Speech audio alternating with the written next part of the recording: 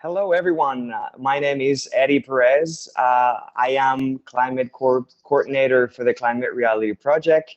And today we have an amazing event. It is a webinar called Best Practices from 100 Community Energy Plans. I just want to welcome those who are joining us for the first time.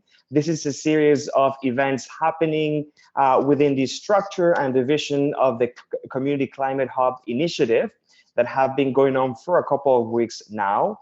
And this is actually my final webinar as the Climate Corp coordinator for Climate Reality Project Canada.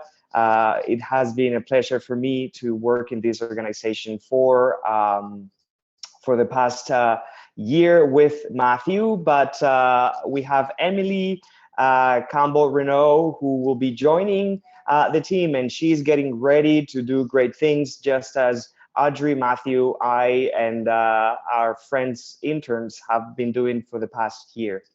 I will actually be heading to the IPCC for the next months to work there, and maybe I get to see you in a couple of weeks, in a couple of months actually, when my contract ends.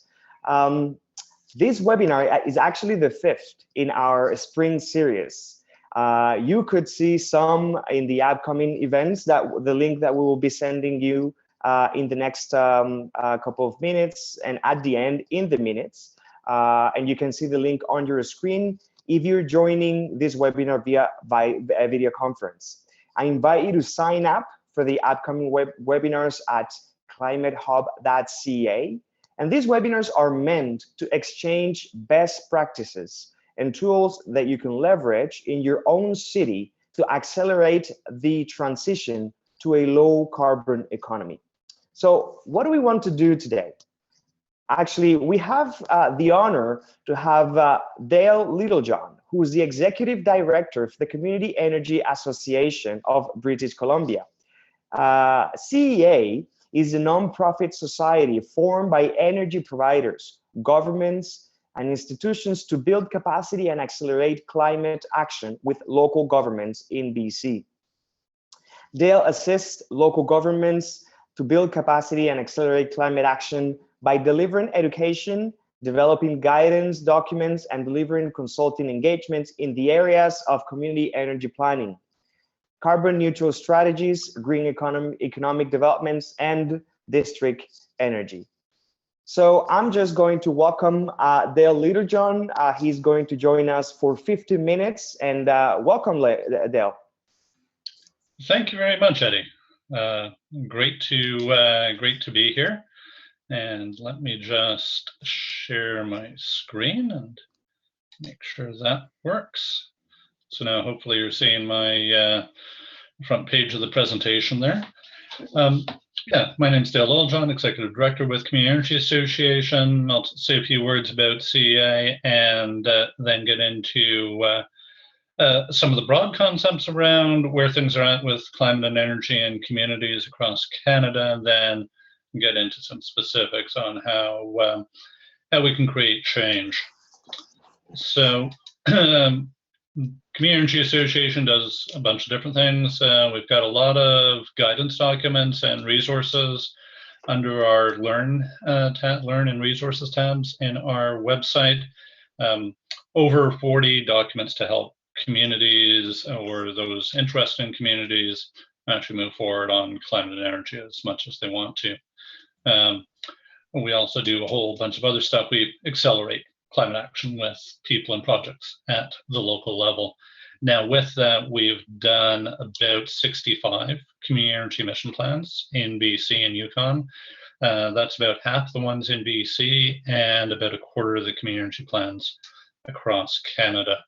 This is a little bit about who we are, so communities as well as other organizations very active in climate and energy. We are primarily focused on BC, but we have been working across Canada, particularly with partners, Quest and Sustainable Prosperity, over the last 3 years on a project called Getting to Implementation. With that, we looked at all the community energy plans in Canada, inventoried them all. The chart out on the screen right now, the yellow represents, you can think of each province and territory as a glass, and the yellow is how full it is in terms of percentage of population covered by a community energy plan. So it ranges from 7% in Manitoba up to 79% in BC, for instance. All the little dots on there are where the community energy plans are. So a community energy plan is a plan for the local government to use its powers to save businesses and residents energy, emissions, and money. So it's very much about local action on the ground, typically involving assets and infrastructure. There's a whole bunch of information available at gettingtoimplementation.ca. One of the neat things that we looked at was correlations between how you do a plan and what gets implemented. So correlations with implementation success. And what we found is the biggest correlation is buy-in of elected officials and of local government staff, even more so than public engagement or other things. One of the elements that goes along with that engagement and buy-in of locally elected officials and staff is reporting internally and ideally externally on progress of community energy plan implementation. So that's kind of a bit of an overview. We've also got an inventory of what each province and territory is doing to help support action at the local level, policy analysis across Canada. And we've also got a couple of good economic development and financial documents in there showing the business case for community energy planning. So great resource, and that was a 3-year project all across Canada from coast to coast to coast. It's kind of wrapped up now, and we're looking at how best to deploy some of that knowledge. When we talk about municipalities and climate action, there's a couple little imbalances that we see. Local governments in Canada own about 2/3 of the infrastructure in Canada. They influence in various ways. Sometimes it's a very strong influence, sometimes it's lighter influence, but they influence over half the energy and emissions in Canada because that's where the buildings and vehicles are. And they get a whopping 6% of the tax revenue collected in Canada. So the municipalities are where the infrastructure is, and they make the decisions about the infrastructure, where you put the long-term capital assets like buildings, what kind of buildings, where you put roads, what kind of roads, and stuff like that, and other active and assisted transportation and various other things.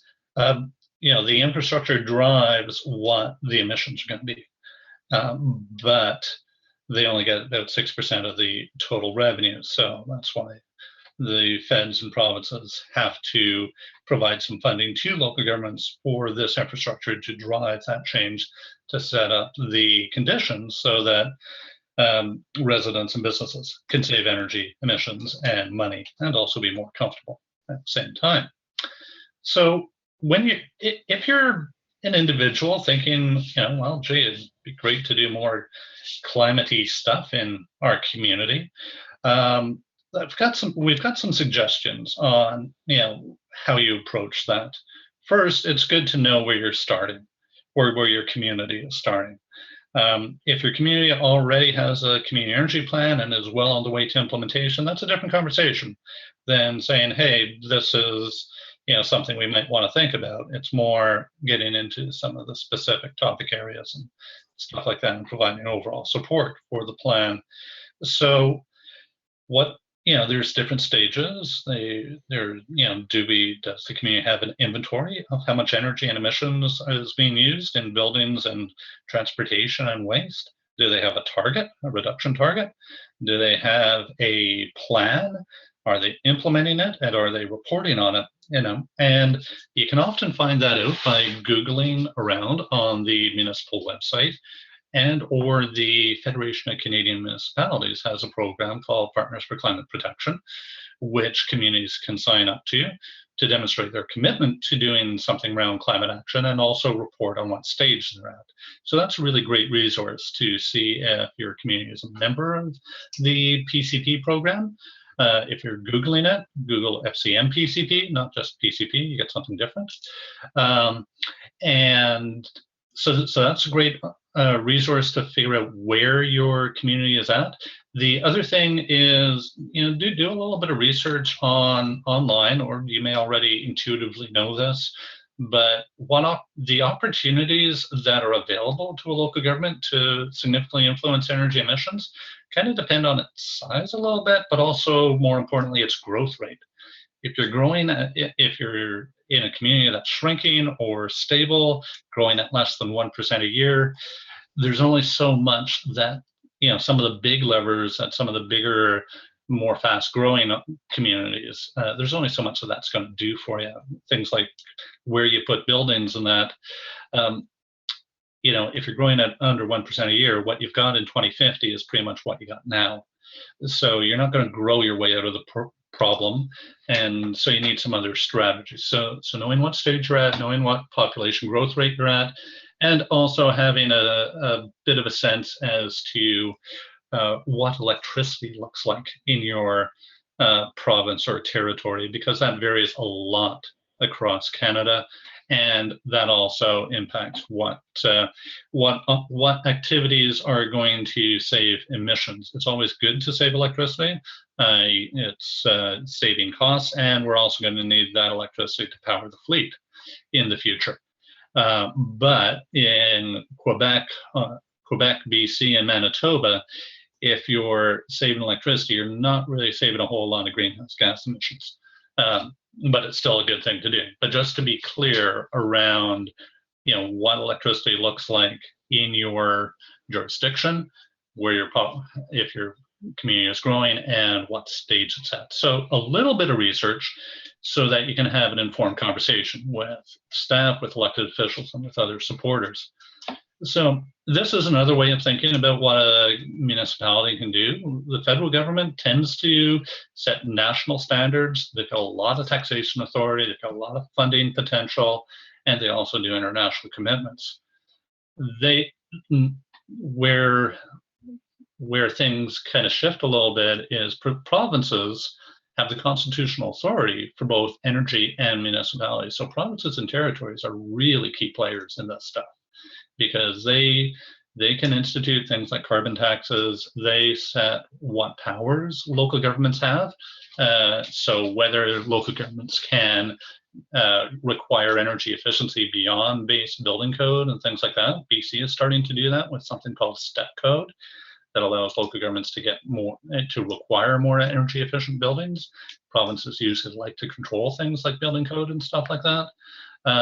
Provinces can also do taxation far more so than municipalities can. So they can tax energy, they can provide incentives and things like that, just like the feds. With municipalities, it's really about where you put stuff.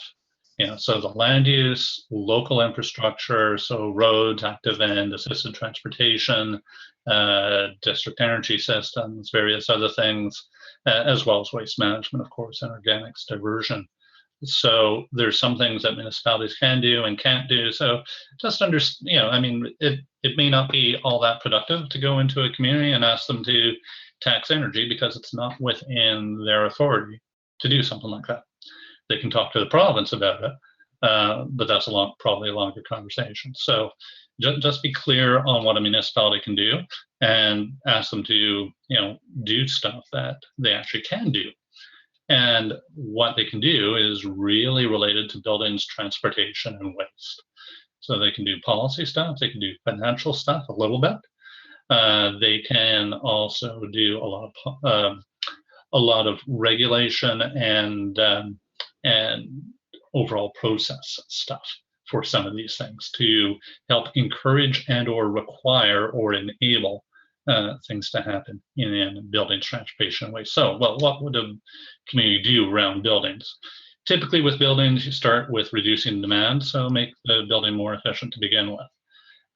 That's by far where the most opportunities are at the lowest cost.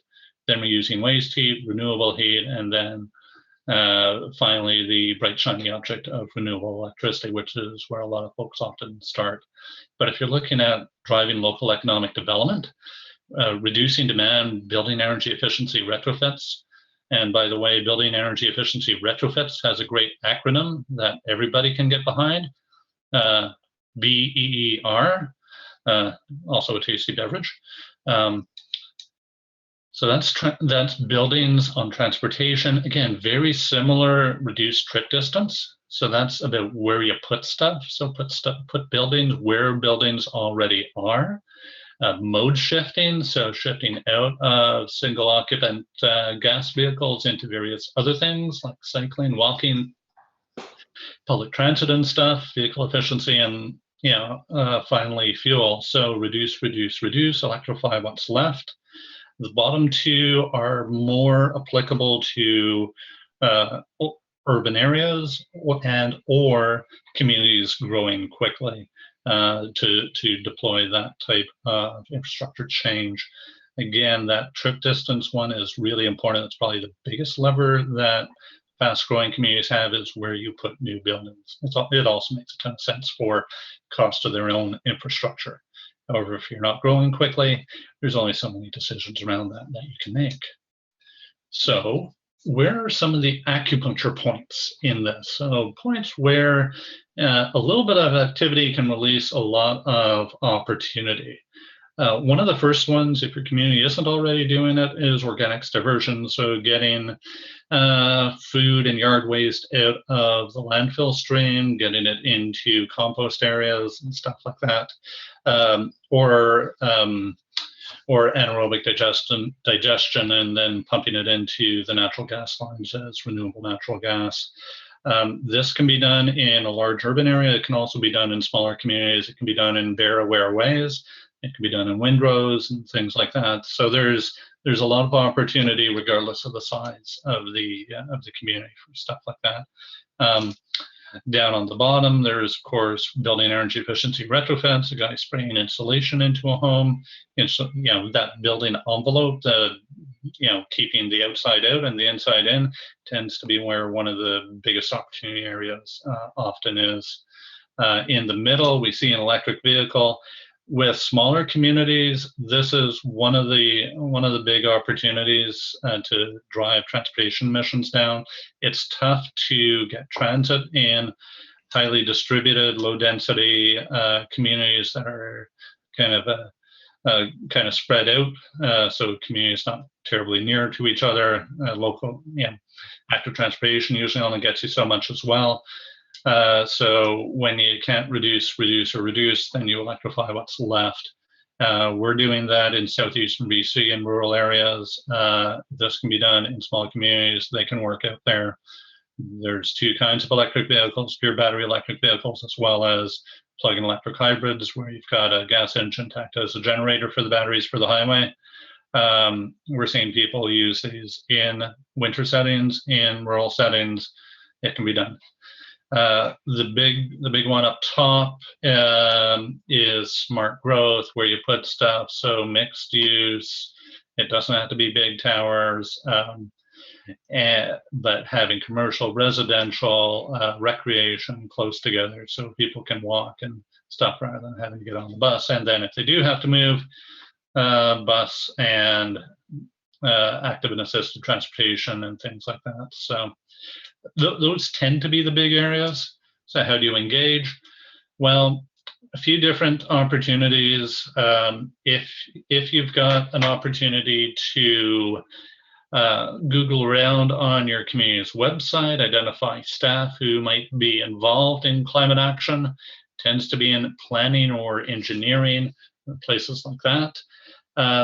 Give them a call, see if you can come in and meet with them and understand what they're doing and how you as a concerned citizen can help them.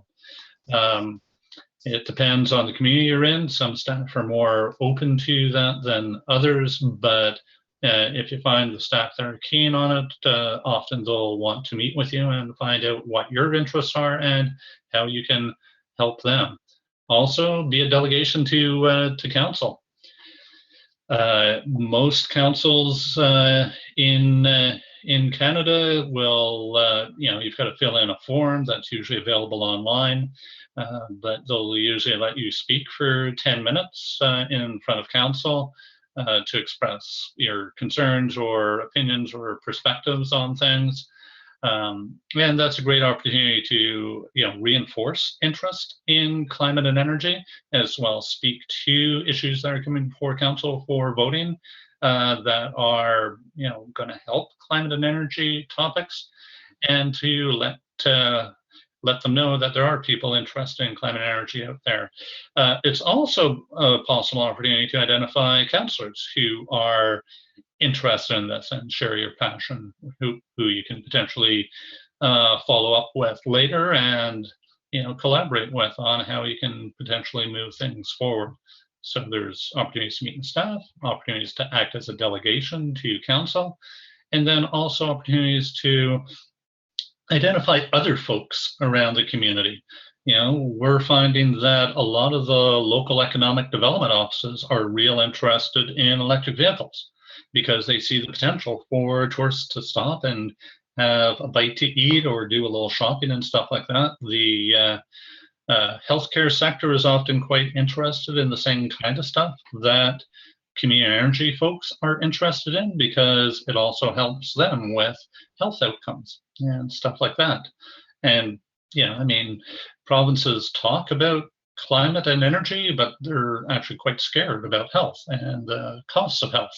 So there's a huge economic potential around that as well for improving health outcomes, reducing the cost of healthcare and things like that. So there's a whole lot of other folks out there who you might be able to engage if you meet them where they are and talk their language.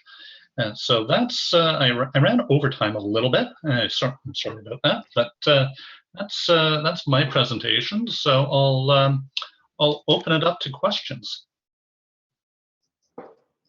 Thank you very much, Dale, for that very important presentation. We start to receive a couple of questions right now. Before we go into questions, I know Matthew would like to come up for just 2 minutes. Yeah, thanks so much, Eddie. Hi, everybody. Really great to be with you today and to see so many folks from across the country on this webinar.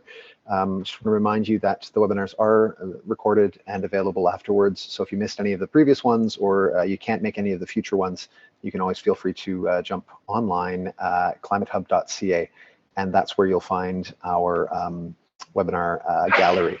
So I'm just going to show you very briefly what we have, concretely what we're proposing. So here are some of the webinars that are coming up in our summer webinar series. I'll leave it on the screen just briefly, but you can also find it on climatehub.ca. And I want to thank, shout out to Charlotte for putting this together. She's running social media on today's webinar. So she put together this beautiful graphic for us. So what we're proposing for folks that live in one of the 6 communities on the screen, Vancouver, Calgary, Saskatoon, Toronto, Vaudreuil-Soulanges, and Montreal.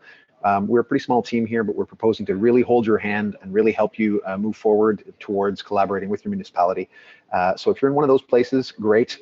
Reach out to us, sign up on climatehub.ca, and we'll put you in touch with the other folks in your community that are interested in getting involved and that are trying to essentially unite citizen voices and come to council with a few key recommendations that makes it easier for council to adopt. One of the ways that here it is. One of the ways that it makes it easier for council to adopt recommendations and getting to Dale's point about, how do we encourage, how do we build the political will necessary? How do we make an elected official more open to the idea of implementing some of these solutions? It's by bringing different voices to the table, not necessarily focusing always on the same old, but rather reaching into the community, the law community, reaching into the finance community, reaching into the cycling community, into religious communities, into, of course, the healthcare community as well, and asking them, what are the benefits to you as somebody who works in engineering, for example, if our city was to really take a big turn in the direction of sustainability? And you'll find very surprising answers from people across the spectrum and support from very diverse voices. So I very much recommend that if you're if you're not already focusing on diversity in the way you're engaging with elected officials, we would love to help you do that. And there's a webinar on that topic that took place a couple of weeks ago. You can find it also at climatehub.ca. So I'm going to leave it at that for now. I won't get into the kind of future projections of what we hope to do, but I'll open it to questions for the last few minutes of our webinar. Thank you so much. Thank you very much. So the next part of this webinar is questions that are going to be received. Actually, we have about more than 30 people in this webinar. Maybe if you have any questions, please write them in the chat. And we also have a question and answer option for this webinar. And I'm gonna welcome Charlie, who's going to moderate this this section.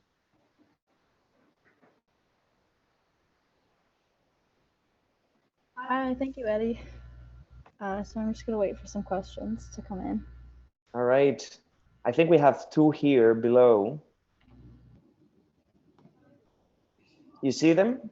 Yeah, so Melinda asks, will a recording of this webinar be available later? I would like to share it with one of my town councilors, and it will be available on YouTube, and the link should be posted on our social media channels today or tomorrow.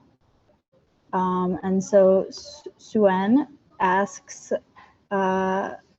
would you please elaborate a bit or give a reliable link to be able to further read up on what a municipality can do? Is that clear? Right. Yeah. And just reading further on that one, also related to step code. And if you Google step code BC, there is a government website that comes up that explains that. But basically what that is a way that it's a regulation that sits beside building code, technically in BC at the provincial level, that municipalities can sign on to. It's very new, first of its kind in Canada. Provinces like to maintain control of building code for a whole bunch of reasons. But there's also an interest in allowing communities who are interested in moving further faster to do that. It also telegraphs where code is going. So there are 5 steps that municipalities can sign on to, requiring performance testing of buildings. So are they actually testing to meet, to see if they actually meet code? Then essentially, a couple of different equivalents like Energy Star, R2000, and Passive House, plus or minus. There's some subtleties around that because it's very much an efficiency code, really focused on energy use more so than other things. And there's a commitment from province of BC to go to near net zero requirements in building code by 2032. And I think Government of Canada committed to 2030 for a near net zero national model energy code. So within the next few years, we are really changing how buildings are built. To give you a sense, a near net zero home you can heat with a hairdryer. That's how little heating and energy it requires. So it's a fundamentally different approach to building buildings, and we're on that road.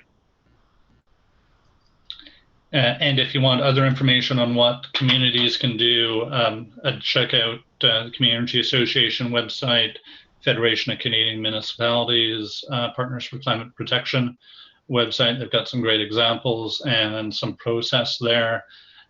Also, getting to implementation.ca shows what communities are doing across BC, across Canada, and the Quest Smart Energy Atlas shows all kinds of cool energy projects across Canada, and that's available at questcanada.org. So we have 2 more. They're not really questions, but they're comments. So to Dave, you have access to politicians in London, Ontario, and that's awesome, and we're going to reach out to you directly. And there is also a comment about a new little book called Unprecedented Climate Mobilization, a handbook for citizens and their governments. That's on Amazon, so everyone should check that out. Sounds interesting. So if there's any more questions, please ask them now. Okay, so there's actually two more. Or there's one more. So Claude asks, does CEA have a budget, and who sponsors CEA? So with Community Energy Association, we are a nonprofit society with charitable status, and we generate about 15% of our revenue, 15, from membership. So that's municipalities and others who are interested in climate and energy and supporting that with communities. The rest is project-based. So grant-funded projects from foundations, and we're an enterprising nonprofit, so direct fee-for-service delivery to local governments and related entities. So it keeps us hopping. So there, I have a question. What is the time of action and progress of action between a small community of, for example, 25,000 people and a big city of 250,000 people? In terms of effectiveness, how do you see action happening between big cities? And what do you advise to leaders who want to get engaged in a small community and don't seem like it's not big enough because they don't live in a big city? So we work with communities of all sizes all across BC, Yukon, and across Canada. And yeah, we've worked with communities of 300 people population. We've worked with communities that have two staff. You're never too small to do something. Sometimes it is challenging to find resources. There are some opportunities out there to play together. Once you get up to like 10 or 15 or 20,000 population, you've got a little bit of resource and staff capacity there. So for a community of 25,000, that's actually probably the sweet spot for getting stuff done fairly quickly, because there's only so many people you have to talk to convince to do something. Whereas in a large community, sometimes things can take quite a bit longer to work through several layers of staff and council and things like that. So yeah, if you're in a small community, you've typically got a better opportunity to engage with the local staff as well as the elected officials, and you've got a better chance of knowing them personally as well. So or meeting them on the ski hill or the hiking trail, or or cycling or whatever. So there's some great opportunities. It depends a lot on how fast the community is growing, as I mentioned before, as to what the opportunities are. There's great opportunities for the large urban areas that are growing quickly. And that's where the whole urban form side of things really becomes very important. But with small communities, there's all kinds of opportunities around getting some electric vehicle charging infrastructure in and promoting that, doing some engagement, driving home energy retrofits and things like that, particularly looking at opportunities to leverage any municipal contributions with federal and provincial programs and stuff like that. So yeah, don't think that just because you're small, it doesn't matter. It really does matter, because if we don't have people engaged in small communities, if we don't have small communities moving and seeing the benefits from climate action, there's a real risk of increasing the urban-rural divide in Canada and having all the benefits of climate action centralized in the big urban centers, and we don't want that. We don't want to leave communities behind. We want to bring everyone along, and we want to have all communities be able to see the benefits from this. we want to use the opportunity of climate action to strengthen the fabric of Canada rather than increase the urban-rural divide. So that's the other way to look at it as well. Thank you very much, Dale. And I want to thank everybody who joined us today. We hope you've come away with knowledge, resources, and inspiration to get active in your community. So we have another webinar coming up, which is the storytelling webinar next Tuesday at 5 p.m. Montreal time. And we look forward to having you join us to hear from change makers in the fields of law, architecture, and waste manager. Thanks to Charlotte, to Dale, to Matthew, and to Diamond for joining us today. Notes will be sent to you shortly, and I hope I get the chance to see you anytime very soon. See you later. Thanks, everyone, and I will be in touch regarding a question that remains unanswered there in the chat, but we're going to cut it for now. Thanks so much, everyone. Okay, bye-bye.